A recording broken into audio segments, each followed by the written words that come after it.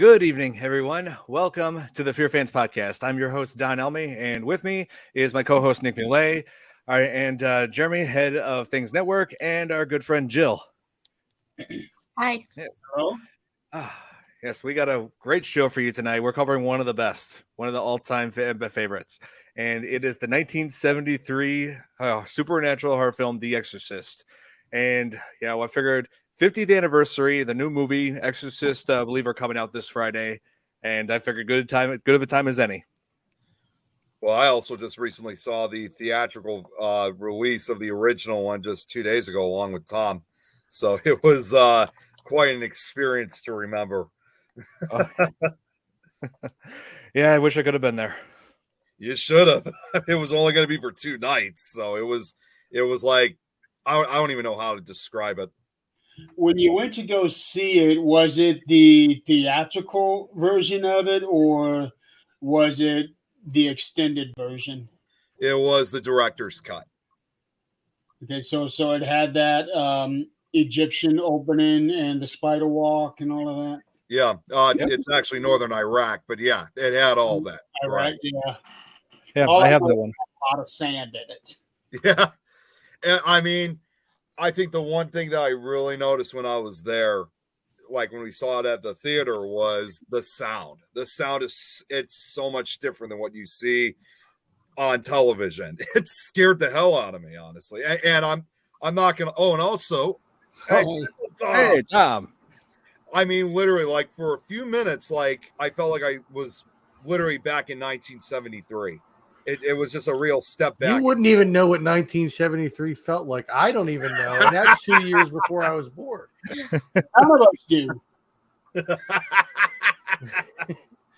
And it was, surprisingly, it wasn't really a very packed theater. I mean, there was still a whole bunch of people that went, but it wasn't like packed in any way, shape, or form. People puking and stuff like that. And oh yeah, like when this movie came out, Nick. Yeah, you showed me some footage of when this movie was like being covered on the news, like when it was released theatrically. Well, I guess that's one topic we could start off with. Yeah, I got that clip actually right here. I think they overplayed that a little bit, just a little bit. I think that was on the company that made the movie. They probably paid off the news to make it seem worse, because then people are going to be like, "Oh, I got to see this now," It's kind of hard to say because like there were a lot of people who really got affected by this film. I've never seen the reactions like I did, because this audience reaction video was just it's something you just don't see very often. I mean, it scared the shit out of me as a kid, but when I got older, it was just like, oh well, this is interesting. Well, there was a lot of adults during that time. When it came out, it was the scariest thing anybody had ever seen. Well, not to mention too, when they released this film, they also were basically trying to get an X rating for this film because they did not want kids under any circumstances to see this film. Well, and that's why they took some of that footage out. Oh, look who's also joining us tonight, by the way. What's up, Jenny? Jen? Hello, I'm just fixing my camera. Give me 2 minutes. Okay. It's always something here. Message you, Nick. Who is this? Yeah. Give me 2 minutes. I'm just fixing my camera. I'm going to put myself on mute for a minute, okay? Okay. No worries. It's ticking. But they did extract some footage from the initial release. Yeah. That they put in years later, which I actually just watched a little while ago. That lick me, Oh God. Oh, God. Yeah, like that's one of the main reasons why The Exorcist is controversial, because of Linda Blair's portrayal of Reagan when she was possessed. They're like doing all these things, that crucifix scene and the was turning her head around. Like a lot of people kept saying, "Oh, she was creepy," but there are a few moments in there where it's more than just creepy; it's pretty unsettling. Yeah, it really is. I would say. Hey, Chris. And then they came out with the second one, which that we don't. You know what? Here, I envision we'll have footage of her dreams, and she's flying. And No, the second one was the second one. The second one was a complete joke. Yeah. now the third one made up for the second one, but Yeah, the third one, it's definitely a much more worthier sequel than the Heretic one. That's well, they also had what was his name? Father Karen. Karras. Yeah. Karras. Yeah, they also had him in that, which was cool. I mean, it was good to see him again. It was. Well, they also, if you think about it too, they also got him just a few years before he eventually passed away, because I think he passed away in the early 2000s. So they made good timing. You know, he was being possessed by the Gemini killer. Yeah. Oh yeah, and there were like a couple of cast members like of The Exorcist who had like that died like right around the time when the movie was released, like leading to people thinking considering The Exorcist being a cursed movie. Like the actor who played that director in this, who played Burke, he died like of influenza, I believe, like when they had that flu going around in London at the time. Well, I actually have, because again, and Jill, you would know this because I covered it on one of my shows on Nick Files last year, and I did a special presentation, Don, about the true exorcism, as well as also the supposed curse along with the film. And I could even kind of bring up a few things that is associated with the supposed curse. He said it was faced with multiple production delays, but the most notable one happened early into the production. The first incident occurred around 2:30 a.m. one Sunday morning in 1972 when a fire broke out on the set while everyone was home for the night. There was only one security guard at the Seco 54th Street studios when the McNeil house set caught fire and burned. The film's production manager called William Friedkin and told him not to bother coming into work the next day. Rationally, Friedkin thought he was being fired for some reason, but that wasn't the case.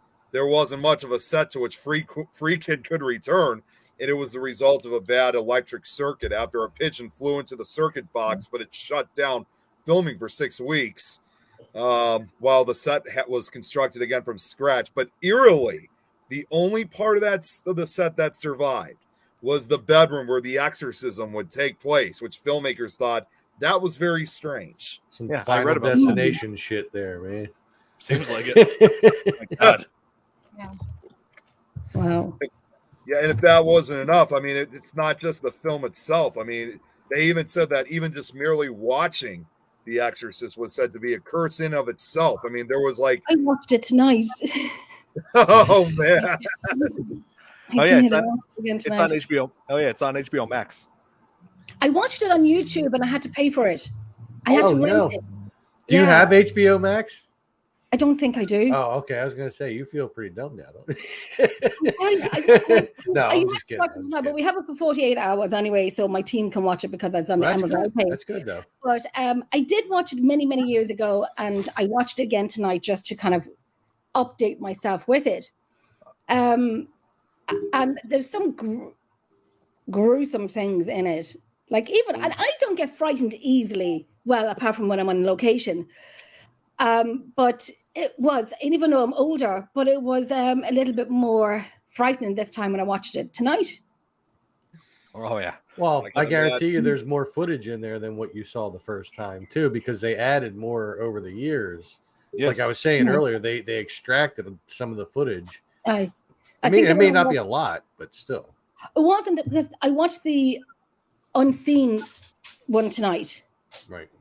So, I mean, there wasn't a lot. Sorry, my dogs are walking behind me. I don't think there was a lot more difference in it. But isn't that like you were saying, Nick, that studio is supposed to be cursed after the movie was made? Yeah. It was like the movie Poltergeist as well. Yeah, I was thinking the same thing while Nick was talking. I was like, oh my God, this sounds familiar. And I mean, like, one of my favorite stories, I guess, supposedly associated with the curse, and this actually occurred in the UK, was that it was reported that St. John's. Oh wait, no, that's not the right one. I'm sorry, I got the right. That's right, Sarah. Oh yeah, no. It was actually Rome, Italy, in 1974. It was reported that a raging storm accompanied by thunder, lightning, heavy rain, and howling winds picked up suddenly, and during the screening, audience members claimed they could hear sounds in the wind, sounds they described as demonic cries. But even spookier, soon after that, a bolt of lightning struck a centuries-old cross atop a historic Oh, 16th century church across man. the road from where the movie premiered, sending it crashing to the ground. A bolt of lightning. Do you think it's Sorry, tempting that fate? was. My dog and cat are killing each other here. Do you think it's tempting fate when they do demonic movies? That could be. Oh, hey. What's Hey, up, Joe. Joe? How you doing? I just doing? gave birth to somebody. Joe. What happened there? Nice. Oh, yeah. Yeah, Joe. Thank you so much for joining us. Yeah, we're covering a real. Yeah, we're covering a real good one tonight. Yeah, I just rewatched it today. Nice. You're not the only one. Me too. Well, I was talking with Nick on the phone for what? You said that was about an hour? 2 hours. Oh, 2 hours. Okay. Yeah. Yeah. So. Do you think they're tempting faith, or they're like mocking with the religion, and it comes to demons that they're kind of tempting faith, or they're pushing it? Because I know when I watched the movie tonight, and I could hear when she was talking, but she had the male demonic voice coming through, and I'm thinking, I kind of don't want to listen to this, but I have to. But I don't want to. And then I'm kind of like looking around my house thinking, am I doing something in my house? I just have to do the one thing about religion in my house and something happens. But do you think it's tempting fate? I can see where some groups would think that they are, and especially the mocking aspect of it, with a whole bunch of what they had Linda Blair doing that. Yeah. Oh yeah. Because you know that a young girl of her age would be uncomfortable doing certain things, even though she was just making a movie, but still. Yeah. How old was she when they did that? Like She was 13 or something? 12. She was like 12. Was she? And the words she had to say and the lines she had to say as well. Yeah. Oh yes, that among other things. I had a hard time watching that because of knowing how young she was. Mm-hmm. Right. That's one of the reasons the movie was controversial. And but it wasn't her voice though, so she just had to. Doesn't matter. You know what I mean? Well, yeah, some of it was dubbed. Some of it was dubbed, but there were also a few times where she kind of said it herself. Well, yeah. That's true. Oh gosh. Yeah, and I don't know. I mean, a lot of people like say people have been saying for like decades. The controversy. People were saying like, "Oh, you love this movie, you must like demonic stuff." I mean, it's like, but that's which I find ridiculous. I mean, in my case, if anything, watching this made me want to, go to church more. It's like, it's like you see this dark force. It's like makes you think, oh God, there must be like, if that is for real, then I want to go to a church. I want to make sure have God be my savior. I always wear this cross, never take it off. If you want those people to go away and leave you alone, when they say, well, then you must like demonic stuff, you just go, yes, I do. Yes, I do. But just twist the head. Oh man! But it would be less scary if they just redubbed the voice, like I mean, not to go back to my impression I always do, but like imagine I'm Reagan Rick,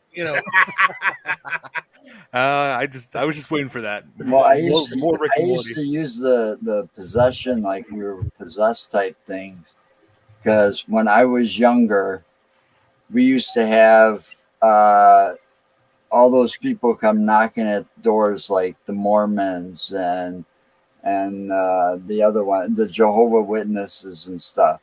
And I was a latchkey child, so my brother and I were left home alone a lot, before my mom came home from work. We get home from school, let ourselves in, 4 or 5 o'clock before parents come home. These guys are coming. So my brother and I used to put up quite a show for them people, and they stopped coming around after a while. You say latchkey kids, and like a lot of these people watching have no idea what that means. I guess that's just our generation. We know. Oh, here, Sarah is saying, Don, do you have any comments about the cinematography? Yes, I do. A few. Like, I love the this actually had some of the best cinematography I've ever seen in a horror film. I mean, it's like everything they do as far as the lighting and as far as like everything that sets the tone for each scene. Oh man, and as a matter of fact, this movie features one of my all-time favorite shots in movie history, and that is this right here. It's on the cover.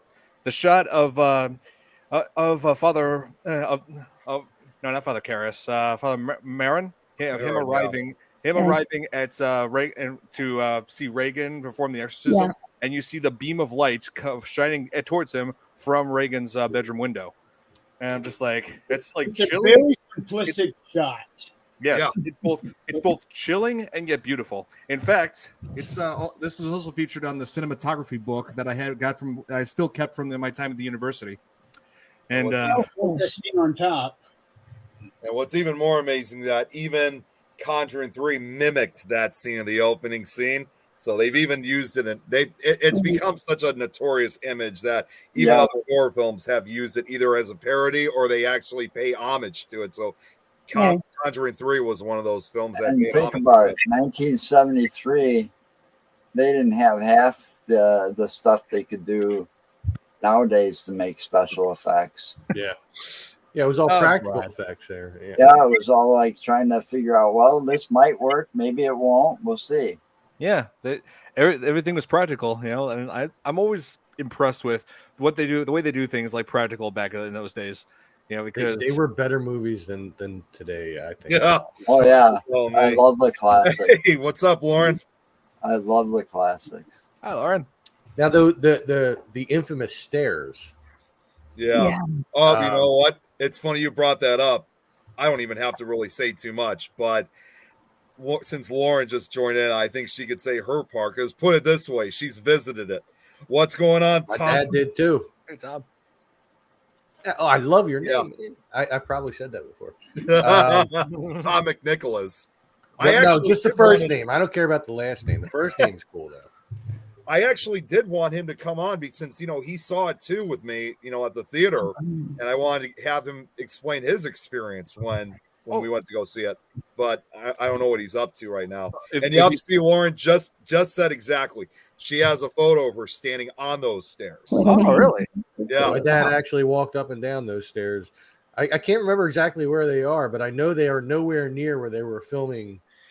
So they did indeed film it, I believe, in Georgetown, which actually is in the Washington, D.C. area. And but they did not actually, contrary to popular belief, they never actually filmed inside that house nearby. Everything you saw in the film involving that house was a studio. Because, and William Friedkin once said this in an interview, the reason why they never actually shot inside the house near those stairs was simply because the rooms were just too small for them to film and shoot.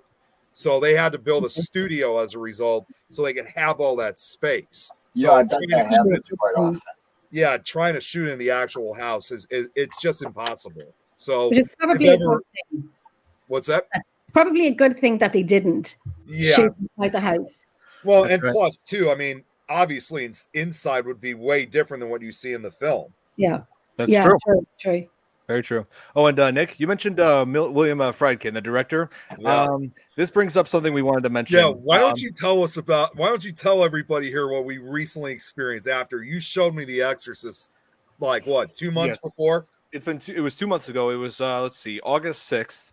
And Nick has yet to see The Exorcist on the extended director's cut, which shows all the extra stuff, the crazier things, just like I have here. And we watched it. We loved it. We talked a little bit about William Friedkin. And the very next day, it was announced on the news that William Friedkin died. It's all Nick's fault. You know what? Actually, my dad was like, because when I found this out, I said, we just watched this last night. And my dad's like, you killed him. You killed him. Like the different movie, like the Poltergeist, when that little girl had passed away. Did anybody ever find out why she passed away? Pneumonia. Yeah, it could have been prevented. It was pneumonia. Well, actually, no. I did find out it was a really. Oh man, what was it? It was something to do with her intestines. Yeah, it was. It was like, and it was something that was, if they would have caught it sooner, it was preventable and cure. You know, they could have prevented her from dying. Yeah. I thought they always said it was pneumonia. No, it was something like really intestinal, bad. yeah. Okay. but it was something that had a simple fix and stuff, but they caught it too late. Yeah, I think I just found it. What they said about her was, I mean, it's just heartbreaking to hear. She had. Give me 1 second here because I'm trying to get the. Okay, yeah, so we all have videos we want to send Nick. No, Yeah. no. So it said that she sadly not. She was misdiagnosed with Crohn's disease in 1987, but that turned out to be a misdiagnosis. My son has that. I'm just kind of scrolling through. The following year, in January of 1988, O'Rourke fell severely ill again. Her health deteriorating at an alarming rate. The symptoms were casually attributed to the flu, which later turned out to be incorrect, and immediately treated. It was, again, I don't want to read the whole thing because it would take me a long time. It was okay, so damn it, I'm sorry. I'm just trying to figure out the right stuff to read. It was okay, so here we go. It was she had some type of acute bowel obstruction that caused septic shock. That's what it is. Congenital stenosis of the intestines, something that could have been surgically corrected. Yep, that's what I said. Yeah. But she wasn't the only one from the poltergeist curse. Yep. You know, I mean, first it was the sister, and then it was the Indian guy. What's his name? I can't remember his name. But then it was I know what you're talking about. Then it was the psychic lady. Okay, Joe. I can't remember her name. I can't remember her name, but I always loved when I saw that woman in movies. Which actress is this? The one that played the psychic. Like the little psychic lady. She was in Rubinstein. Yeah. Yeah. She was in Teen Witch, which was another great movie. Yeah. But the skeletons in the pool were all real. Yeah, it was. Skeletons. They couldn't afford the props, so they used real skeletons. But the actress, I forget her name now, but she did not know that they were real. Yeah. So her reaction Jo Beth Williams? I don't think any of them did. Did they not? Holy crap! Because the reaction was very real. They claimed like, they got these real skeletons because they were cheaper than getting fake ones. Yeah, but that kind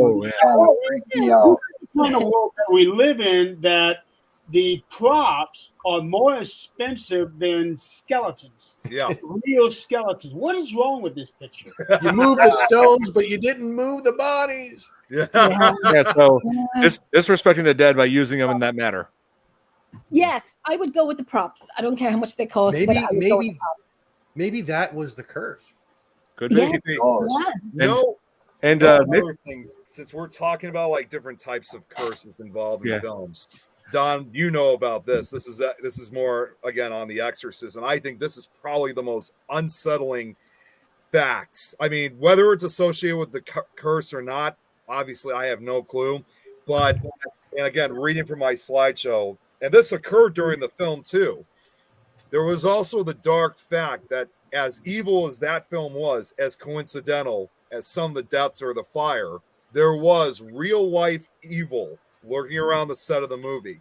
There was an actor by the name of Paul Bateson. He was a radiographer who had a big part as a technologist in the film, like when they brought Linda Blair in and they started doing those procedures where they put that thing in her neck. Right. You know the guy I'm talking about? I know exactly what you're talking about. I remember. So it turns out a few years after he was in that film, in 1977, he murdered a Variety reporter and film journalist, Addison Verrill, by fatally stabbing and then beating him. Wait, he was quick. Yeah, I remember reading up on that. Yeah, he was quick to confess the crime, but couldn't provide police a motive for why he did it. That much is certain. And in 1979, Bateson was convicted of the murder and served 24 years in prison before being released on parole. But what is more disturbing is that at one point while in custody, he might have been a serial killer. During the trial, prosecutors and police had implicated him and several other deaths he bragged about while in jail. He bragged about killing and dismembering 6 other gay men in New York between 1975 and 1977, known as the Bag Murders. So for this, Bateson, he's considered a serial killer, but those accusations were eventually dropped because though there was no evidence to suggest as much. He was never convicted for those murders, and no one knows what his current status is, if he's still alive or not.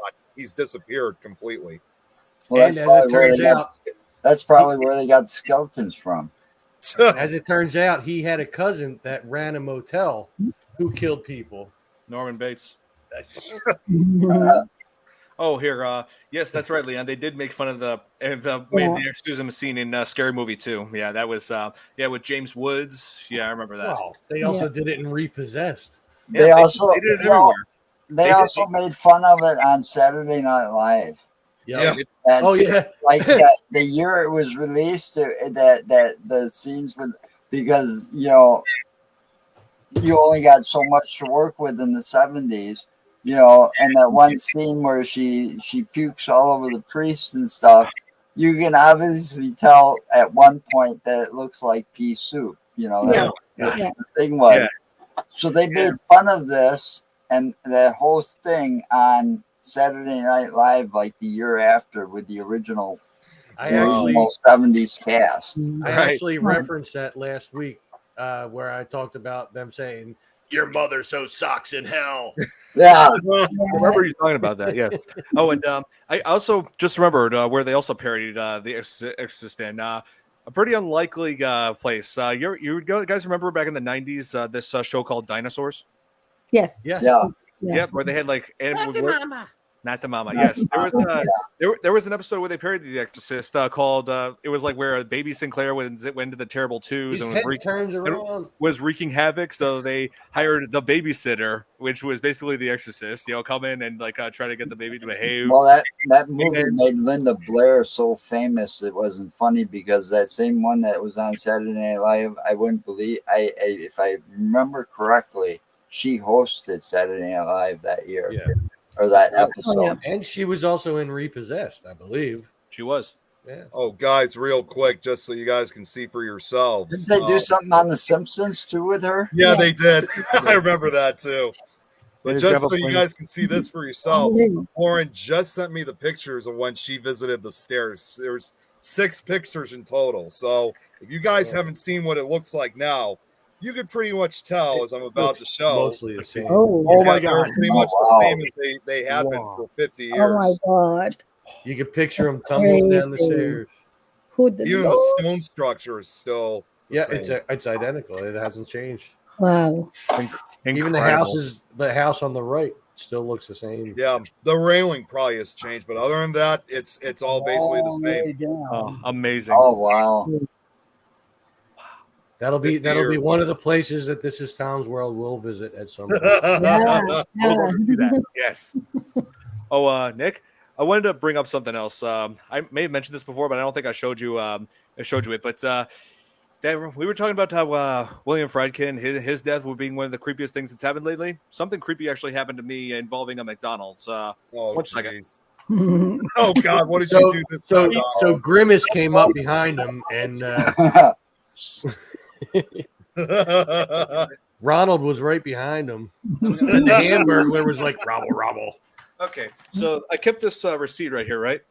Let's see. What's that? Oh, this is my receipt from a meal from my head that I had when I was on break. I was working up at Gurney, and we stopped at McDonald's to have lunch. And when I got my order, my ticket, the order number 666. What? 666. Sarah says she doesn't know what Grimace is. He's a big purple nipple. Seriously, 666. And oh my God, the date on this? Oh God, the date is September 11th. Yeah. Jeez. That makes this even more creepy. I bet you will never forget that. That's definitely. I'm sorry, that was a bad joke. That's for sure. Yeah. Oh, Billy, hey Billy. He's asking what I'm talking about. I'm talking about when I had McDonald's about a month ago. Stopped for a break from work, and my order number was this. Ronald kicked him out with a shoe, and it got stuck in Don's ass. Dude, okay, I'm getting rid of this now. This is just freaky. No, keep it. No, I would have framed it. No, Yeah, keep I it. would have framed that. I've Don. had order numbers come up as that though. Like we have a local convenience store here. Well, it's up and down the East Coast called Wawa. I wear this for always. Don't worry, I'm blessed. I've gotten 666 there. You know, it's no biggie. That was just freaky. Oh, You know, Don, my I ham have a sandwich clip. just goes. You know, I do have a it's all clip right. I would like to. Yeah. See, everybody's telling you to keep it, Don. Maybe. I don't know. Anything that has 666 on Get it. Linda Blair to don't sign feel it. September the 11th and 666. You know, I've actually have, believe it or not, and I know this is going to sound hard to believe, I actually had the opportunity to. Well, Don, I think you were there too. Weren't you there when I had the opportunity to meet Linda Blair? Weren't you there for that? I was. Remember that, right? It was. I remember. It was just like she came out over 10 years ago, and I think it was 2012 when we went, right, Don? Or was it? It was 2013. It was. Yes. While we were there, we met. Go ahead. I was saying while we were there, we met Linda Blair, we met Kane Hodder, we met John Carpenter. Yeah, we met. We didn't get to meet John. He was supposed to be there. Unfortunately, he was unavailable. Oh wait, not John Carpenter. Sorry. I believe it was Tony Todd. It might have been Tony Todd. Yeah, Tony Todd. Yes. Oh, Candyman. Yep, and Jeffrey Combs too. Yes, Jeffrey Combs. And the reason why we were able to see all these celebrities was, and trust me, I'm not trying to say in any way, shape, or form we were using it to our advantage, because we were actually kind of going along the rules. And you know, my aunt happened to come out, and she has a son of hers who is handicapped, if you will, but he's got, you know, a bigger, you know, disability. He can't talk, unfortunately. And I'm still very close to them to this day, but they decided to come out with us. And because of his disability, we were able to, you know, cut the lines and head right, you know, we got to see these and even got to chat with them for a couple minutes, because we also had an actor friend of ours by the name of Robert Miller. He plays this character called the Reaper, which is like the 7 foot tall costume. It's really impressive. And he knows Linda Blair. So it's like, we were kind of more focused with him that he was able to cut us through the line so we could see Linda Blair in person. It was just an amazing experience. And I have to admit, Linda Blair, she is literally as terrifying as she was in The Exorcist. Is she really? She is one of the nicest people you'd ever meet. Oh yeah, totally. Oh, Don, you do bad movies for the podcast. We have done a few bad movies. It's just been a while. I do have a few in mind, but we'll cross that bridge when we come to it. I'll let you know when we start doing some pretty bad ones, because have you guys really done some bad ones? Because I can't recall. Only one I could think of is Freddy's Dead, and that's pretty much it. Let's see, Jack Frost. That one. Oh, Listen, if it was a Freddy movie and Robert Englund was in it, it's not bad.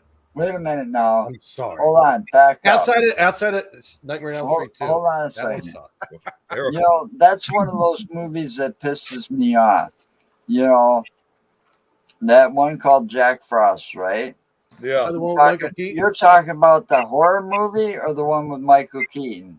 Michael Keaton. There was two of them that had the same title. Yeah, they were released around the same period. They have the same title, but they're two different movies altogether. Right. There's 3 of them now called Jack Frost. There's a third one? About a year or 2 ago, yeah. Yeah, oh my gosh. The actual that's Jack because Frost. Hollywood has no imagination anymore. Oh my god! But the one with Michael All Keaton 3 are wasn't very bad. different Jack I Frost. agree with Billy. But the one with Michael Keaton, yeah, it wasn't one of his better movies. No, but it wasn't bad. Yeah, It was okay. Oh yeah, we got a couple bad ones in mind. Called let's see, there's Shark Attack 3 Megalodon. A lot of people have been requesting that we cover that bad one. Anything named Sharknado is Sharknado, of course. And my least favorite horror film, House of the Dead, directed by Uwe Boll. Ugh. In theater for that one, I when I walked out of that theater, I could swear to you that I had just watched a 90-minute music video. Yes, and people said like, "What's my favorite part of that movie?" My favorite part of House of the Dead is the end credits because that's the indication that the movie's over. Was that supposed to be based on a video game? It is based on the arcade rail game. Yes. See, that's the first mistake they made. Just about every movie that's been based on a video game kind of sucks. Well, and not vice necessarily. versa. Well, Hey, not Resident necessarily. Evil was based on Not necessarily, but there was quite a few. Street Fighter sucked. Well, yeah, but there was Street Fighter, there was Mortal Kombat, they were cheesy, but they've been improving. Mortal Kombat's kind of got better, I think. Well, they have been improving on story, writing, on characters, and like adapting them to film over the years. Like the most recent, probably the best example, the Last of Us, the TV show, the HBO series. That was incredible. In fact, in fact, my fans got me playing this on the live stream now. Did you guys ever see that YouTube? I mean, I know it's unrelated, but did you guys see that I performed karaoke of one of the songs that was used in The Last of Us? Did you guys see that? Was that recently? That was at SoCon. I was singing "Never Let Me Down" by Depeche Mode. Was that only a few weeks ago? That was like 2 weeks ago. Man. I've seen that. I've seen that. That was awesome singing that one. I even said at the beginning, some of you guys probably may know this song from the credits from the first episode of The Last of Us. And then there's the older ones of you that know it from the 80s. If you want a really bad horror movie to do, Jacko. Jacko, oh my God. I think I know exactly what that is. Vampire's Kiss sucked too. Wait to it, but the production of the movie, the acting is terrible. Oh wait, Tom, are you talking about Vampire's Kiss, the one with Nicolas Cage? Yes, it sucks. And you know what? Yep, I can't not watch it when I see it that it's on though. It sucked, but I can't stop. I've never seen it. And now Nicolas Cage is in. Well, now Nicolas Cage is in a new vampire movie, Renfield. Yeah. Yes. Where he's in a new probably sucks too. Yeah. That's no pun intended. Yep. It's where I played Count Dracula, and so basically, I'm a vampire. Oh my God! I could eat a peach for hours. People said I couldn't get involved with Dracula movies, but if my uncle Francis Ford Coppola can do it, so can I. Starting to sound like Christopher Lloyd there. Yeah. Not a voice actor. It's a cross between the two. John, how are you not? Wait, has nothing to do with it. Wait, what was that question, Jeremy? How are you not a voice actor? That's what I've asked all the time. I'm working my way towards it. I have been trying to do that since I was a teenager. Yeah. In fact, I'm actually proven yourself. Yes. You've already proven yourself to be the replacement for Rick. Yeah, I mean, yes, I've working my way towards it, Jeremy. In fact, got something special in mind for this month. Really? Mm-hmm. Not gonna say what it is. I want it to be a surprise. So you didn't find it. I'm not going to be impressed until I see it on a Hollywood film. Yeah, let's just say it involves. Yeah, let's just say it involves Pennywise. Of course, it would involve Pennywise. That's another one of those ones that I hated the remake. I like Tim Curry as Pennywise better. Yeah, exactly. I'm sorry, I do. He made that character so iconic. He nailed Pennywise to town that nobody else could do it any better.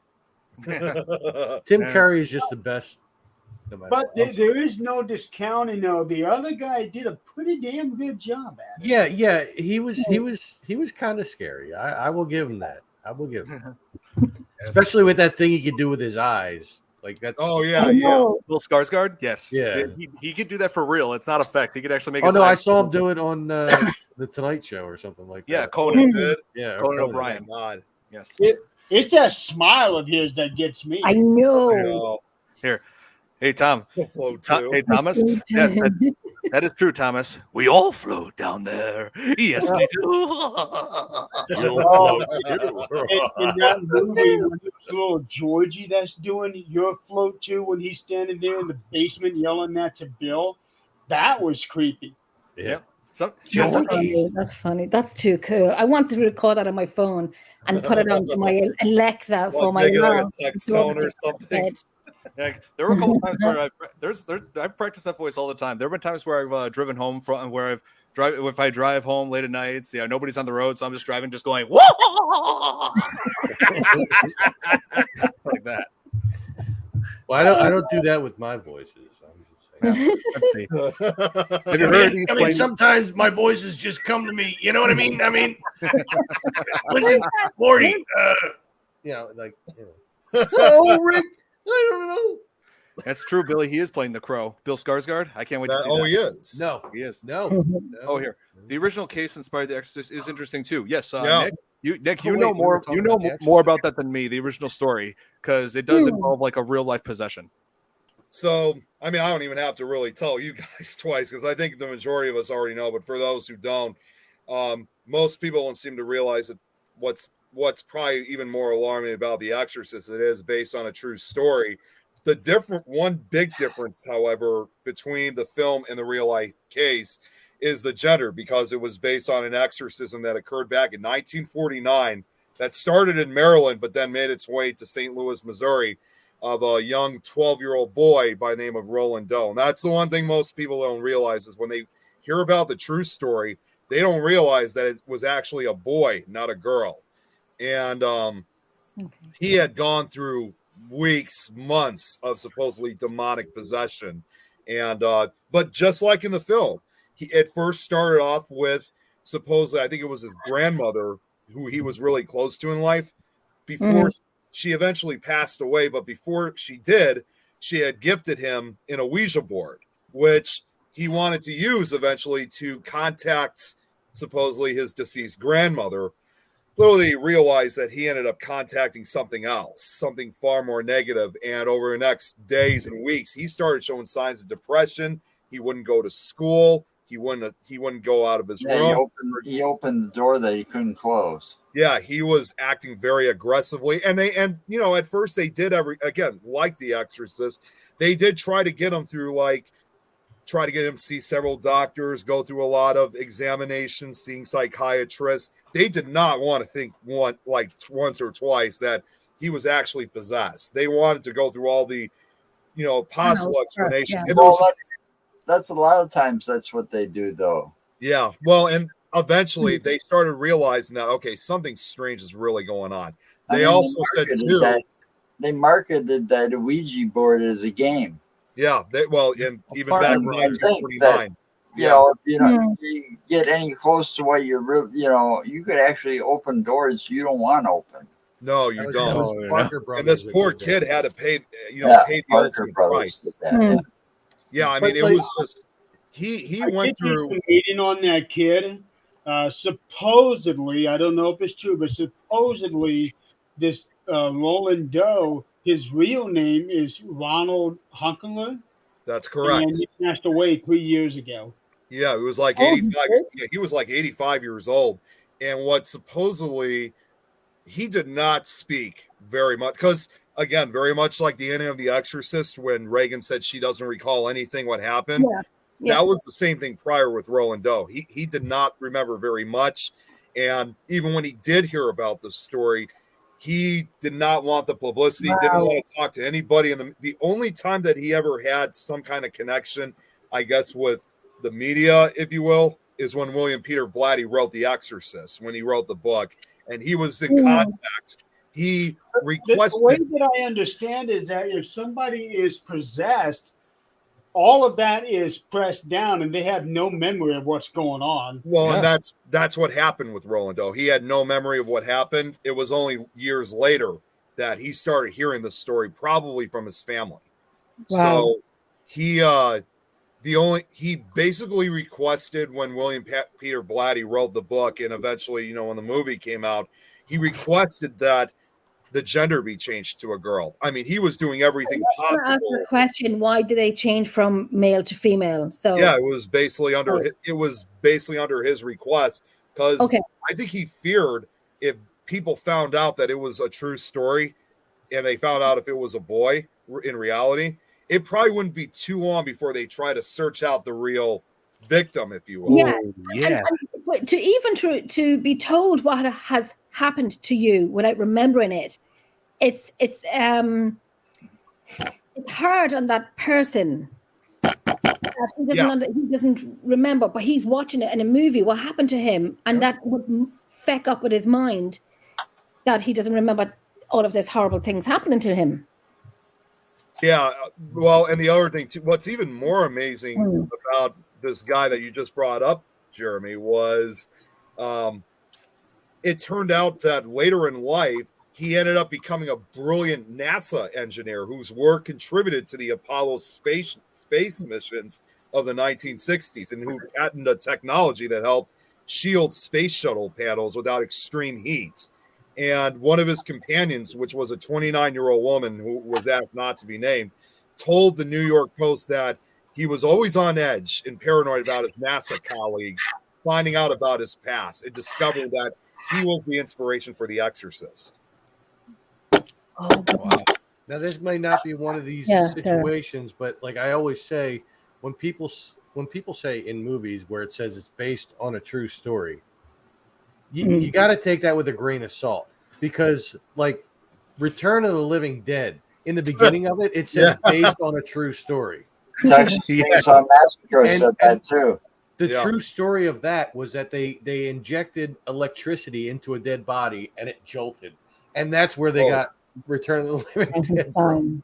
Guys, so you got to kind of take that with a grain of salt when they say stuff like that. Yeah, and the Texas Chainsaw Massacre was based on the Ed one Gein. character was based on Ed Gein, which had nothing to do with that's true. Yeah, right. Art does it does. It's a demonstration that art imitates life, Ed Gein. But I'll get to more on that after this. But now at the same time, when I did watch that movie about Texas Chainsaw Massacre, right around that same time that I was watching that for the first time, it was like later in the 70s, you know. So it was like watching it on cable or something when it came out in the 80s or something. Mm-hmm. Well, I was watching that with my stepfather, and he told me a story that happened that was almost similar to some of the stuff that happened when he was living in Waco, in the Waco area. Wow. No, that was real similar. And he kept telling, well, that was what that was based on. But then you read the facts, it was based on Ed Gein, because that's where Leatherface came from. Ed Gein probably inspired more movies than any. Oh yeah, yeah. See what Billy just said. Both Texas Chainsaw Massacre and Psycho. Psycho. Sorry, Don. Yeah, you guys got to stop canceling each other out. That's true. Real quick, Buffalo Bill from Silence of the Lambs, Norman Bates from Psycho, and Leatherface. They were all based on Ed Gein. And Nick, I might have mentioned this on the podcast before, but my grandpa Chuck, he recalls, like, he remembers when Ed Gein was on the news. They were talking about his capture, about what he did. Sure. My grandpa told me about Ed Gein. My grandpa told me, and I quote, Ed Gein was a very disturbed man who was all sorts of messed up in the head. He was. I just watched the crime show on him on Investigation. Well, he had to be to do what he did. Real quick, just from what Lauren said. That was I was talking to her a few days ago when she gave me this update. I'm so glad to know that your sister-in-law is okay. It was really quite a scare. Yeah, totally. Definitely. Holy Lord, definitely. But delighted now she's out and over it and she's recovering. Yes. Definitely. She said, well, Lauren, hopefully it's okay for me to say this. She had to go through brain surgery, and get this. That's the surgery lasted from 10 a.m. to 6 p.m. Wow. I can relate. Yeah. Really? Relate to that. Yeah. Yeah. So, but sometimes, if it means someone to save somebody's life, like you said, Jeremy, because you can relate to that, that's what's most important. Definitely. Totally. So, there is actually something I wanted to show to you guys. I got a clip here because Don, you were asking about the reaction video, right? I got the video right here. As a matter of fact, it's about a 3.5 minute video, if you don't mind. Okay. So I'm actually going to play it on here instead of sharing it. But you guys tell me what you guys think, because some people even say this footage at times is even creepier than the film itself. So here, how's a Halloween costume? But check this out. Here we go.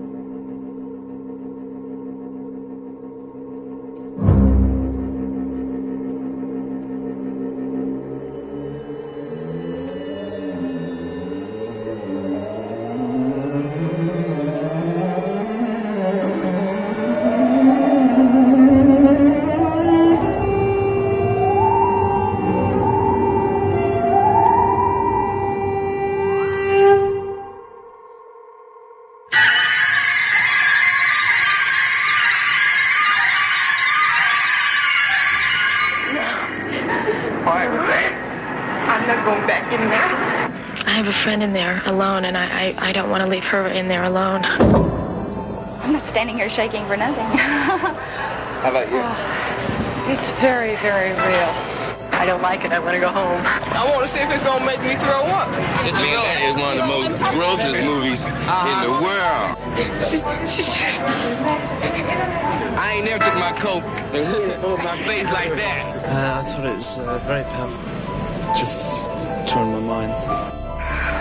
Terrible.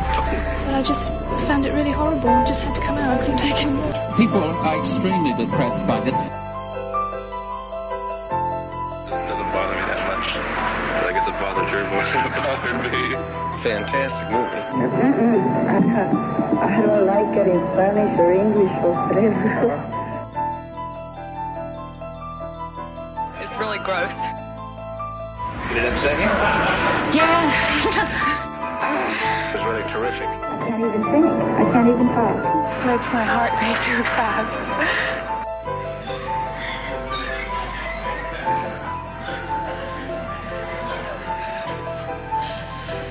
I've never in my life known a movie where people would faint. I mean, it's hard to make people faint.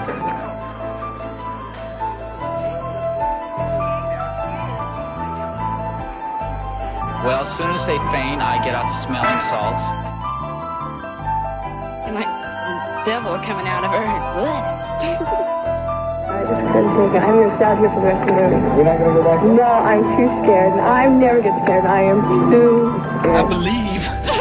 I believe. This is the second time we've seen it. We still can't hack it. Can't even describe it. It's horrible. Wow. The creepiest part might have been like the wardrobe. I'm just Yeah, saying. it really did. Tell you. Sorry, Jeremy. I was going to say, first of all, there towards the beginning, there was that power pole that looked like a cross. Yeah. Right? Yeah. And two, where the one guy was leading the crowd with the megaphone in his hand. Yeah. Automatically, I got to thinking, he's leading these people to their deaths. Yeah. Oh man, isn't that the truth? It's a big brother moment.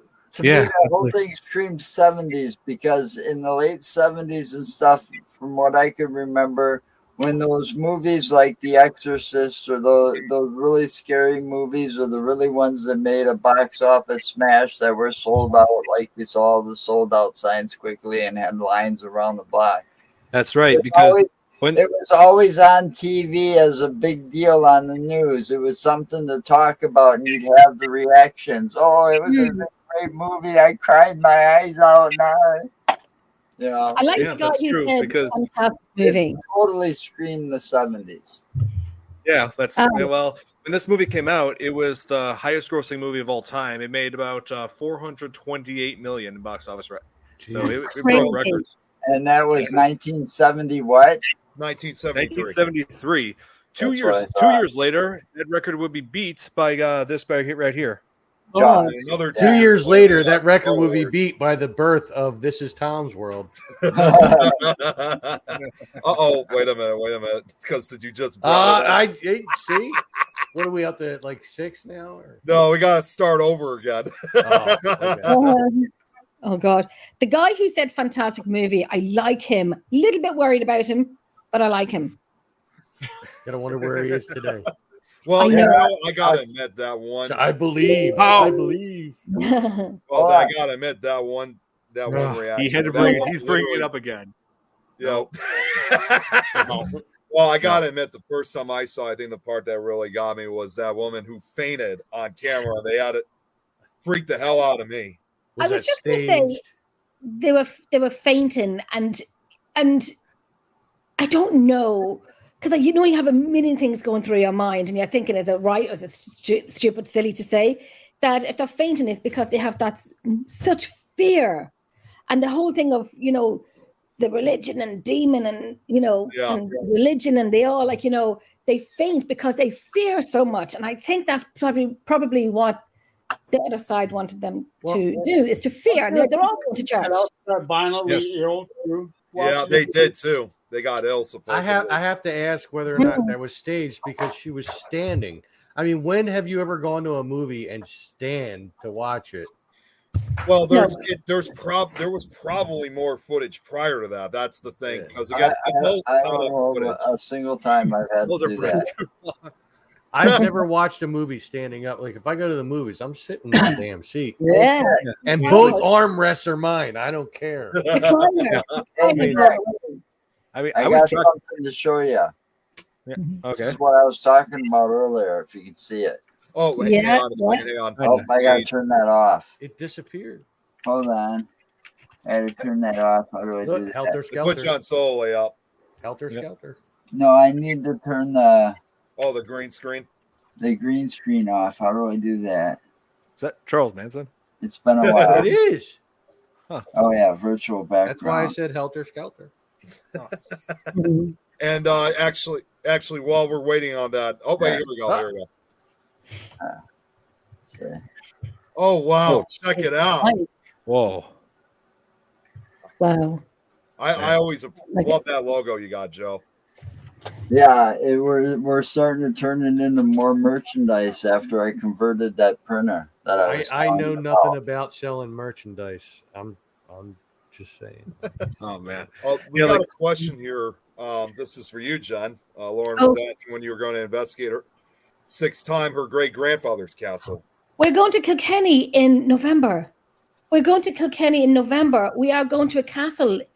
It's an Airbnb. Lauren, and we are going in. Did I say November? I meant October. Oh, my brain. October. We're going in October on the 28th and 29th. It's an Airbnb, and it is in Kilkenny. The name of it, I have the name of it, but I forget how to. The name of I have the name, but I forget how to pronounce it. Begins with a C. But anyhow, I will let you know, Lauren. But we are going to a castle for the weekend.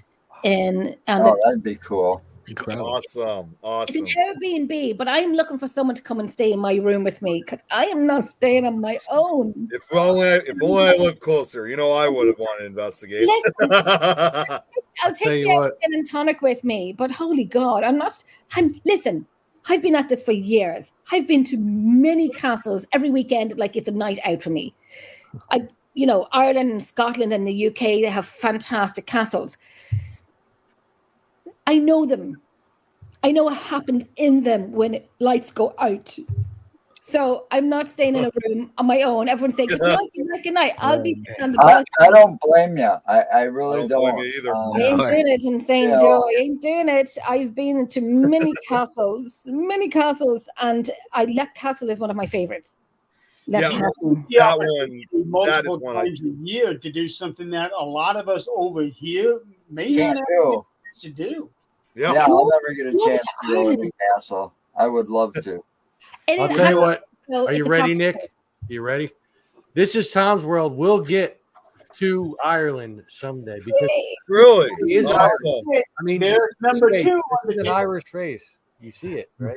We're back in. We have a fantastic guy from America coming over in January to investigate with us, and we're doing Redwood Castle and Leap Castle. I can't say who it is yet until this person announces it themselves. But we are going back on the 30th of January to Redwood Castle and the 31st of January to Leap Castle. We will be going live. Great places. Yeah, Leap Castle is one I'd love to really investigate too. But I gotta ask, Jenny. I mean, when you guys go to this castle that Lauren brought up, are you guys gonna film? Are you guys gonna be filming live for that one? Yes. I'm going to bring the name up. 1 second, and I'll bring the name up. Lauren said she'll watch out for it. Okay, let me get the name for you. I want to go to Dracula. Really, Tom? Yeah. Really. Someday, this channel will get there. So that's right. You'll get there, Tom. I have it. So, Lauren, how about we look at this? It's called. Now this is like it's English, but it's written like an Irish word. But even I can't. It's like Welsh. Clomantag. I'll spell it out for you if you write it down, Nick. If you want to put it up, Don. It's CLOMANTAGH.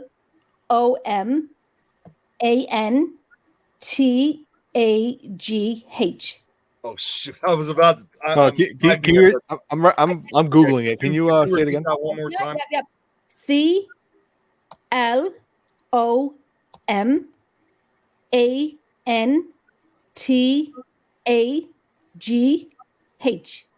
That's right. It's H. Castle, and not that's H. It's H. That's the way. That's the way us Irish people say it. I'm just saying. Don't be telling us how to say H. Yeah, this is how it's spelled correctly, right? So the first picture that should come up would be like a castle with snow and a graveyard beside it. Yeah. Oh well, Liz brings something up. Like that's like probably the most extreme reaction I ever seen, like for a horror movie release, because I didn't.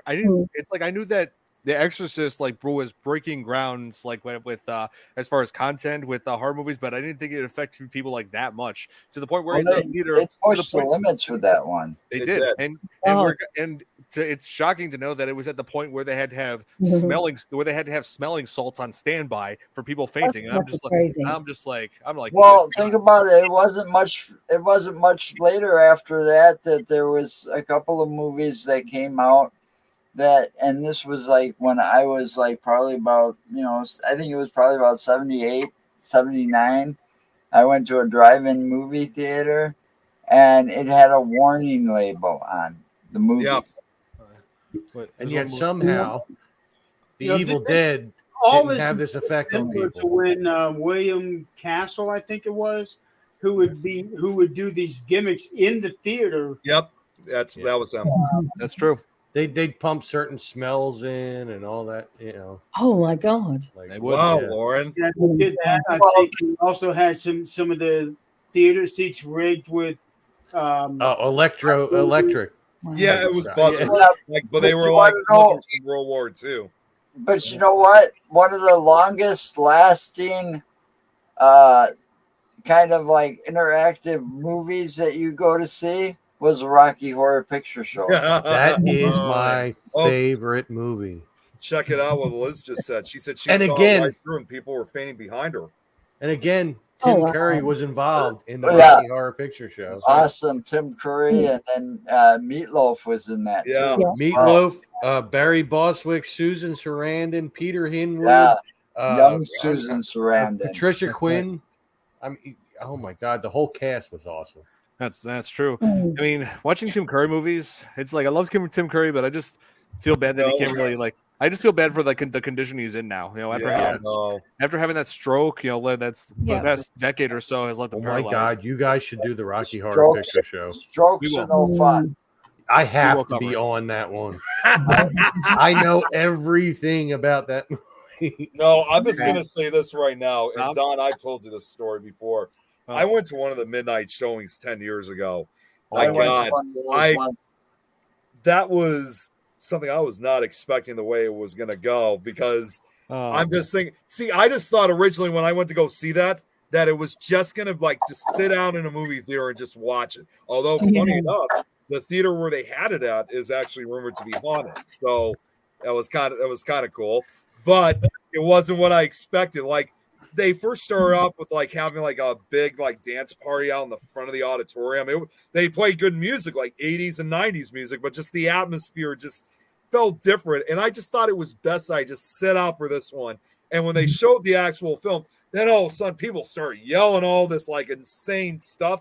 And I'm thinking to myself, what to say, when to say it. I just thought, what the hell am I doing? And they would dress up in costumes. Yeah, they did that too. I didn't know that, but what they did do, however, they had like a lipstick or something, and they wrote V on the side of my face, which I think you guys know. It means virgin. It's your first time seeing the Rocky Horror Picture. And were you put in the back row? I was kind of. I was kind of in the back row, because that's where everything gets thrown. I could not wait to get the hell out of there.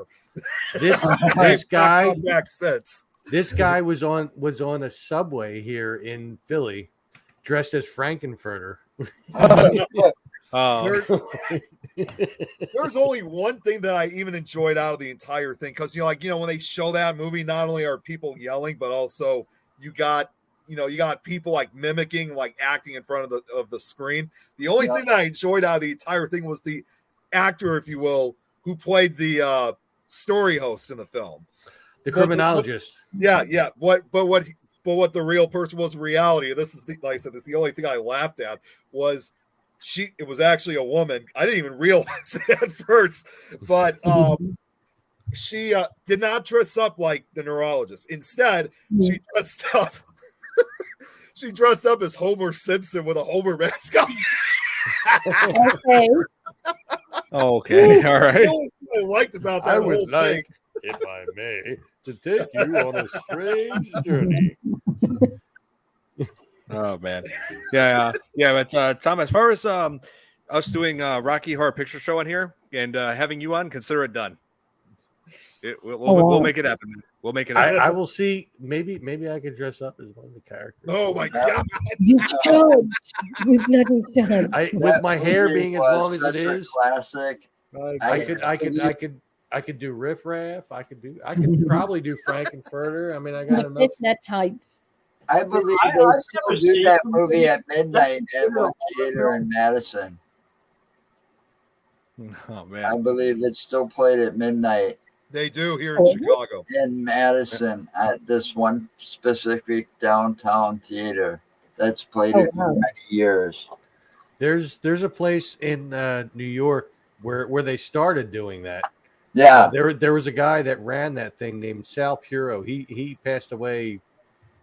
I don't know, got to be like 10 years ago, but like he was like the Rocky Horror guy, and I actually reached out to him via the Rocky Horror Picture Show fan club one time in a actual snail mail, and this was before computers. Way. Yeah, and I let him know. I said, "Listen, if you're ever in the Philadelphia area, man, just let me know. We'll hang out and everything." I was like 16 at the time. His people called my house. I was out hanging out with my friends, partying in the field somewhere, getting drunk, and I was like, 17, 18 years old or whatever. But they called here looking for me, and my mom answered the phone. And the next day she told me, she's like, I don't know what this is. It was like Sal something called you. I was like, what? And she's like, something to do with the Rocky Horror Picture Show. I said, what? Wait, what? He was here that night and he wanted to hang out. Yeah. No, you kidding guys me? want to see something? You guys want to see something funny here, by the way? Because since we're talking about it, Go for it. so this is this is a picture of when we were there of me. There you go. Oh, no. And although I'm smiling in this picture, I'm honestly like really uncomfortable. Oh, no. That was 10 years ago, damn it. You Nick the Virgin. Comfortable in that picture. Oh, What, Jeremy? Oh, God. Oh, God, I'm crying. What was that, You Jeremy? look constipated, Nick. I look constipated. You do. Yeah, I was so uncomfortable that night. Oh, man. Because I You was should have a otherwise. You should have a bubble coming from your head, and we should all put in that bubble what you're thinking. I have a few words. Wow, send that picture to all of us and we'll put a little bubble. Yeah. No need. I'll screenshot it. It's all right. Well, I didn't see it properly, Nick. Put it up again. oh, yeah. All right, hold on. Wait a minute. Is this a trick? Go back to 10 minutes and you'll find that picture. Is that a V on your neck? Yeah, it's a V. It stands for Virgin because it's my first time seeing Rocky Horror at the theater. V for Vendetta. Yeah, and I was at that up on the best. Time I was only like 20 years old. Yeah, or it's hey Nick, or it's V for Vendetta. No, it's Virgin. I know that for a fact. Yeah. Oh my God. They said it to me in line. Look how V is after you. That triggered something I saw real recently. And I don't know, Nick, if you saw this or not, but there was a documentary on vampires. Lord. Sorry, Joe. That's something my. That's something. Joe, I'm sorry. Hey, Lauren, we can still make that happen. That sounds like something my frat brothers. Yo, Lauren, that sounds like something my frat brothers would have done. Joe, I'm sorry. What were you saying? There was a documentary on vampires recently. A documentary, and it was vampires in the United States or whatever. And these two guys are vampire hunters supposedly, and they're going around hunting vampires. They found a bunch of storage lockers in the Colorado area, and they had found a V painted there. And when they went back and looked again, that V had a circle around it. All the locks were off the storage lockers, but what they found was interesting was there was wooden coffins inside and dirt that when they analyzed the dirt, it was from Romania. Wow. Ooh. And then they went and started digging deeper, and they found that this company that owns those storage lockers they put up a map and put the dots over the they own a good portion of those storage lockers in the United States. So one of these days we should go investigating this and go looking and see if we can't find that V in some of these storage locker units that don't have the security type stuff on it, so that you can go in and walk the aisle. What, Jeremy? I've got somebody who can actually do that. Oh, really? Adrian. Oh, Adrian, yeah. Oh, yeah. Yeah, but this isn't just in Colorado. This particular episode that I saw, they were in Colorado, but the company that owns the storage lockers that they investigated, that they found with the V's in it, painted on the wall, on a beam or something, it's supposed to be a signal to vampires that this is a safe place. Okay. Oh, wow. Okay. That company owns storage lockers all across the United States. Okay. Yeah. The equipment you need is garlic wait. and holy water. What, Jenny? Yeah. The equipment you need to take with you is garlic and holy water. And a steak. No, forget that. Nick, knife and cut off their heads. Yeah. Yeah, Nick. I wanted to ask you guys. What was your what do you think was the scariest moment in The Exorcist? Spider walk. I'm gonna have to go with the spider walk Down the too. stairs. Yeah, down the stairs. Yeah. Oh yeah, because people are asking like, what's the scariest? What do you think the scariest moment it was, or what do you think the most disturbing moment was? Because this movie has no shortage of them. I honestly think one was when I was younger and maybe first saw it, it was probably the spider walk. Okay, but now when I watched it again, was knowing how old she was and those words that were coming, what the things she was saying, your mother sucks cock in hell and all this shit that was coming out of her mouth. Your mother sucks in hell. I think that was the most disturbing thing. It kind of made me cringe today. For her age as well, Joe, when she was using the cross and saying F the... Oh, yeah. That's what I mean. That was That was brutal. Bloody 12, I mean, F the C. It's disturbing that an actor had to do all that, but at least you get your nomination from it.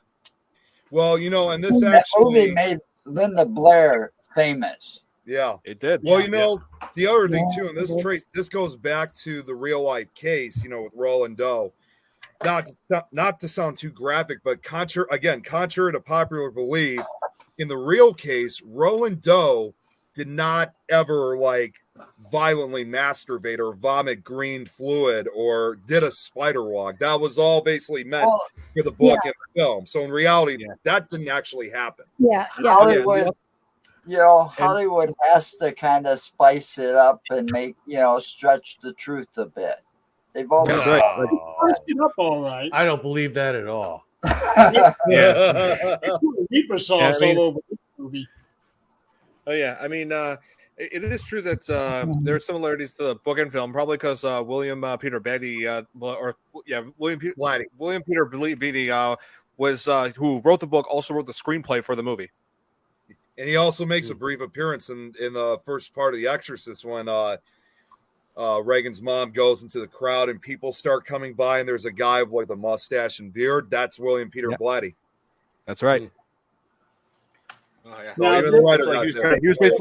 he was basically trying to do a cameo in his own work, like Stephen King always does, like Stephen King does in his movies. Yeah, or Alfred Hitchcock. Yeah, exactly. He's one person you wouldn't miss. He's one goofy-looking motherfucker. Well, so is Stephen King, though. I'm just saying. That's one way of putting it. That's the other way to put it. Another thing, too, and I recently found this out because, and Don, I never even said this. When I look at The Exorcist now, watching it, there was one thing that I noticed that I see a similarity for, and I often said to myself, I'm surprised they didn't get this guy to direct instead of William Friedkin, but there's kind of almost like a Stanley Kubrick-like feeling to that film if you kind of look at certain scenes really carefully. But it turned out it kind of does, but guess what? It turns out before William Friedkin was hired to direct The Exorcist, there were a few other directors that were originally intended to do the job. One of them was Stanley Kubrick, so that would pretty much explain that similar atmosphere in some of those scenes. He said, "No, I'm sorry, I'm doing this thing at a hotel. I can't. I'm sorry, I can't." No, that was that wasn't until 1980. Yeah, and of course, as we know, William Friedkin recently passed away at the age of 88 or 87. That's right. He died the very next day after I showed you the director's cut. That was just so weird that he passed away. That was super weird. I mean, I even was asking Don, saying, did we just experience the supposed curse in this film? Well, you guys did it. It's all your fault. Yeah, of course it is. Oh, man. It's all our fault. Who knows what else he could have produced if he had lived on, if you guys didn't have that. We'll always remember him for his work, and this The Exorcist being probably his greatest achievement.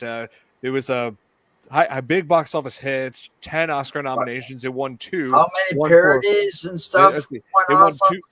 Yes, her character. Many. Way too many to even count. Yes. I mean, that's instant classic. Yeah, And the only two Oscars it won, I believe, were for best sound and for best writing for a material adapted to film, like a novel adapted to film. So wasn't there even like a SpongeBob thing There might that have had been. something to You do know with what? The You know what? Exorcist? You know what? I don't know about SpongeBob, but I do remember one show, and this was actually it was a cartoon, but oftentimes it did delve into the horror genre. I think it was, in fact, the first season was, and this was one of the shows I grew up with in the late '90s, early 2000s. Don, I think you have to. Courage the Cowardly Dog. I knew you were going to say that. I knew you were going to Cowardly say Dog. that. It definitely did. Definitely did. Yep, they I don't did. know about, I don't know about SpongeBob, but that was 25 years later after The Exorcist. Oh wait, Courage. I should say it like this: 25 years later. I know Courage definitely did it though. You stupid dog! You made me look bad. Blair became a household name overnight.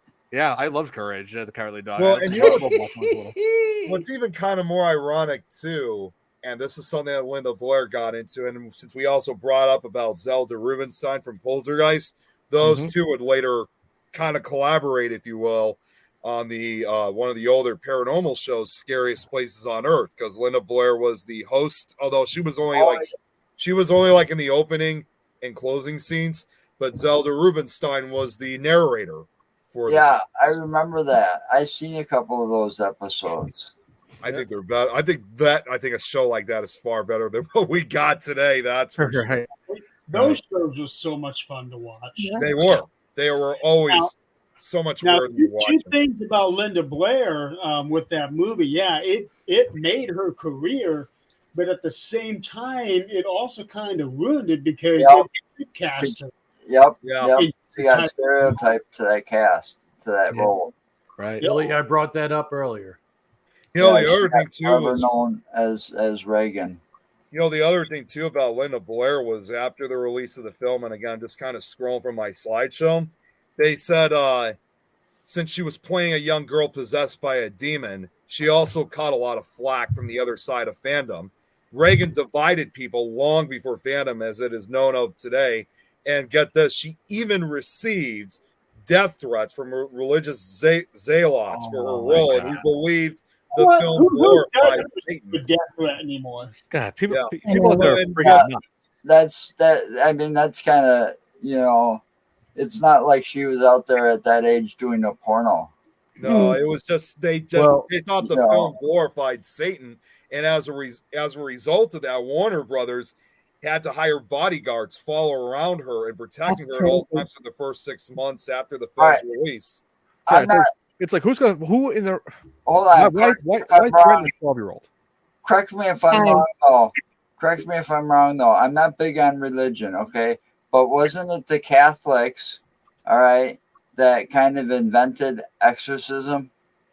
Well, not per se. Somebody's might be possessed. We're going to exorcise now. Not per se. Every religion has their version of exorcism. Yeah, but didn't they start there? No, I don't think it started. I don't think so. It's kind of hard. They believed in it, right? They believed in it, kind of in a closet sort of way. But I don't think it started with them. But yet they go and bash the movie. I don't know if we'll ever know the truth. I don't know.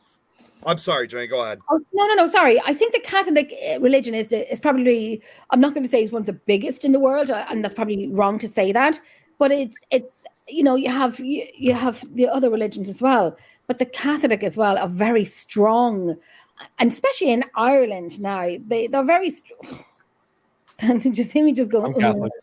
I am too. I'm not practicing, but I do have my says on it when it comes to the fearing God and fearing the devil and whatnot, and it's a fear factor, I think. But I think it came from Christianity, but more powerful, if that makes sense in my mind.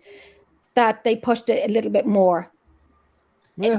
That's the only one that I know. Yeah. See, I don't. Well, because it's been going on for centuries. I mean, truth be told, I don't think we'll ever know, like, since it's been over, who knows when, because like what Sarah just said, exorcisms even existed before Jesus Christ.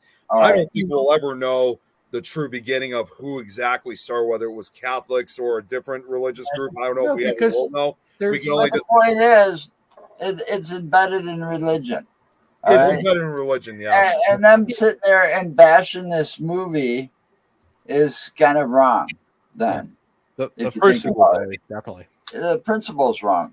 Yeah. I mean, I think we even in the early African religions and stuff like that, there's exorcisms and there is stuff like There that. is. Like the roots of like voodoo and stuff like I mean, so it's everywhere, but you'd hear it more within the Catholic Church. Well, because it was more somehow Catholicism has like a monopoly belief over exorcism. Like it has to be done by a Catholic priest, otherwise it's not going to work. Yeah, right. Because it's been more in the public eye, I think. But yeah, well, you see, and also too, I've a number of years ago when we used to have the Chicago Ghost Conference, we did have a speaker come in to talk actually about Jewish exorcisms. And of course, it was about 8 years ago, so I don't really remember very much of what he said. But what he said was really quite fascinating. I even thought to myself, I'm surprised that they never really focus. It's always the Roman Catholic exorcisms, but how he described it as for Jewish exorcisms, I honestly at one point thought it was even more interesting than the Catholic one. And I'm not even Jewish, so. And they always bring in Jerry Seinfeld to do it. We don't know why. Well, see, I got lucky. You need to leave. I was almost baptized Catholic and brought up Catholic. But thank God for me, my grandfather said no when they moved to the United States. I was baptized Catholic and I had my first confession, my first communion, but I didn't get confirmed. I was never. I was baptized Lutheran. I'm spiritual, not religious. But I tell people, I told my mother-in-law when I first met her for about 18 years ago, I told her it's like, it was a Sunday. I stayed overnight with my, now wife, but she woke up Sunday morning and she asked me to go to church. And I looked at her straight in the eye and I said, lady, if I went to church, you would believe in spontaneous combustion. Oh, Lord. Man. Lord. But I think when it comes to exorcism as well, sorry, Nick, when they come to exorcism, it has to go through the Roman Catholic Church before they would deem it. The highest. Yes. The Vatican, the highest authority. That's it. And to see if they deem it worthy of an exorcism. That's right. And when it comes to young children, they're very more prone to stay away from it.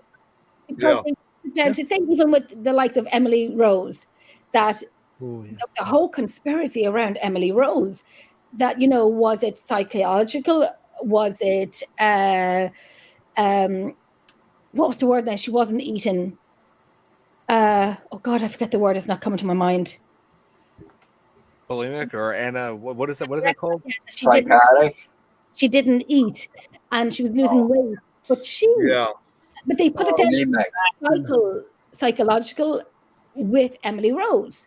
Right. And even with the priest, did he do time? The priest do time? They did. They were, but I think they were found guilty, but they were not punished. And her actual name was Annalise Michel. She lived in Bavaria, West Germany. Yeah, my lord. But even the parents refused any medical help, or if I'm saying that right, I'm not too sure. Correct me if I'm wrong. That they, I don't know. I don't know if you all know more than me, but I know the parents investigation into that. Right. Yeah. That's the one I think you're talking about. There was a criminal investigation. Yeah. Mm-hmm. Oh, whoa! It's past 10, Nick. Yeah, I was about to say. I was kind of doing this. Like we do have to. We have to wrap this up. This up. I mean, seriously. I could talk about this for hours, but the next show is coming up. But I had fun. A lot of fun with this. This was a good show. I gotta admit. Yeah, time flies when you're having fun. It was great to have you on again, Jen. We'll have a lot to talk about too. I appreciate you. Thank you for having me on again. Thank you. Yeah, you too, Joe. It was great to have you. As old as this movie is, it still holds up today. It does. Yeah. Yes. It never gets old. Still terrifying. Still amazing to see. If I can just kind of end it too, by the way, if because this is another thing that's kind of more revolved around the real case. I probably told some of you guys this, some of you guys don't know, but have I ever told you guys that I've actually visited the real house where supposedly the exorcism occurred? Oh man! When you go to the real, well, unfortunately, of course, I'm not going to mention the street or exactly. I just know it's in St. Louis because to this day it's still a residential house. So the only thing you can do is just view it from the outside. Yeah, To kind of put it to an end, for this is that when you basically watch a film like The Exorcist and it terrifies you, and you later find out too that it's based on a true story, and you hear the real story behind it. One thing and when you have that opportunity, that even if you visit outside that house where it all started back in 1949, definitely probably will never look at The Exorcist the same way again. That's for sure. Yeah, you feel it from the Make no mistake about it. Right. Okay. Well, yeah. Sorry to do this, but we got to wrap this up. The next show is coming. So yeah. So Nick, any final announcements? So I'm hoping tomorrow, because I'm still putting the presentation together for Nick Files. Tomorrow we'll be focusing on another cryptid that's been seen, well, not just in Illinois, but throughout the country and also even parts around the world. I think even you've had sightings of this creature in Ireland, if I'm correct, Jay. I'm going to be talking about what's called phantom panthers or alien big cats or ABCs. One of my favorite subjects. Oh, really? You like that one too? Oh, yeah. Yeah, I watched the Lindy Godfrey did one up here. Yeah, and her son before she passed away. It was Big Cat Mountain or Black Cat Mountain. Yeah, they call them ABC. Yeah. It was about a park, a national park that's here in Wisconsin, where it's been supposedly cited several times, and the DNR keep dismissing it, that that doesn't exist. You're seeing a household cat and your mind's playing tricks on you, or you're seeing a cougar and stuff. And I've got a lot to say on that one. But contrary to their name, despite that they're called like phantom panthers or cats or alien big cats, they're not actually extraterrestrial in nature. They're just basically seen in areas or like different parts of the world where they're not normally native to. So they get this alien big cats. If you think about it, that a panther can be anywhere. Yeah. Okay. Anywhere that you have a big feline like a leopard, jaguar, for us it would be like a mountain lion or a cougar, depending on which part of the world you live in. And all it's got to do is have that disease, that melatonin disease that makes it's opposite of albinoism. So it makes them pure black. Right. If you look at a panther, if you look at panthers that you would see in a zoo and they call it a panther, 9 times out of 10, those are either jaguars. You'll see the spots. If you look real close, you'll see the spots. Yeah. Or the other ones are leopards. Right. And you'll be able to see by looking at the coats. Yes. Real close. Because you'll see the spots. Get a little bit heated up. Good night, Liz. But yeah, that's what we're gonna talk about. That's what we're gonna talk about on Nick Files tomorrow. I'm also gonna be making a guest appearance on Matt TV from Canada, so it'll be great to catch up. Which I'm gonna, if you guys are still gonna stick around just for a few minutes, I'll explain. Just Jeremy, you already know. But and then for Thursday, I don't. You don't. Not you, because you already know Jeremy. So, then for Thursday to the grave and back with me, Lois, and Rosie, we're going to be talking Grizzly. We're actually going to be talking about Mary Bell. Yeah, Grizzly. So, and then Supernatural Talk, Jeremy. You said that's just going to be an open mic chat episode. Right now it is, but Eileen is working on somebody to see about getting them to come onto the show because it is open. But stay tuned on that one. We don't know just yet. I'll do it. Hey, I haven't been doing anything for a while because my buddy that I do my show with kind of has been having work issues. Well, he got suspended, so he got suspended and demoted. So once he's back to work after he gets demoted, we're going to be back coming live. Awesome. So, because he goes back to being a driver and he's no longer on call on the weekends. Okay. So we got to start scheduling things, but I got to go in for surgery too. So. And finally, as far as for the Frighteners, I'm not sure what we're going to be talking about on Friday. So, yeah, there's a lot of stuff going on. So, definitely tune in if you're able to. Yes. Nice. So, and as for me, I'm moving my video game live stream to Friday because something came up for Thursday, where I will be continuing on with more of this. The Last of Us Part 1. Loving this game so far. Can't wait to get back to playing it. And I'll be releasing a few new reaction videos as well. And to answer your question, Sarah, the movie for next week is something that many of us love talking about. I just imagine if Brad was here right now. Rocky Horror Picture Show. Shining. The Shining. Oh my God, what a movie. That's another classic. Oh my God, Jack Nicholson. Definitely be on for that one. Oh, totally, Jeremy. Yeah, because I figured one Stephen King movie isn't enough. We got to come. That is like a great movie. It is one of the best. And we mentioned Stanley Kubrick, so yeah, there you go. All right, so we got that. Look forward to next week. So, and Tom, you got anything? Oh, me? Yeah. Oh, this is Tom's World. There you go. That's why I wanted to say it. That's why I just knew. I was doing my jack stance at I was going to say, do you even have to ask, Todd? Right. This is Tom's World. Yep, he was chilling at the end. He was. Yes. Okay. Well, we're out of time. So we got to put this. We got to end this. We got to end this. Yes. So thank you guys for watching. We had so much fun talking about The Exorcist. Oh yeah. Please tune in next week as we cover The Shining. Till then, and thank you for guys for watching Fearfans podcast. And yep, we'll see you guys next time. Good night. YouTube.com/This is Tom's World. Good night, everybody. Good night.